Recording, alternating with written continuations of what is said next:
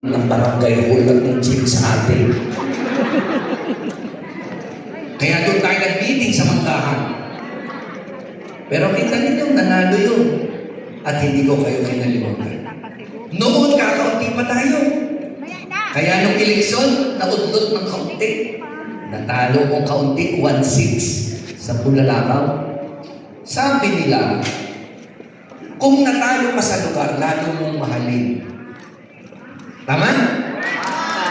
Kaya anong ginawa ko? Bulalakaw man daw nababad sa tubig. Kay Bons Dolor ay ilapit pag natarang sa kanyang init. Sa pilitang magdirig. Ano ginawa ko? Bagyo dito. Tandaan niyo yun. Ursula. Dapalahan. Pasko. Ang kauna ng politiko makalabas ng Bulalakaw na dumating dito. Mga Pasko.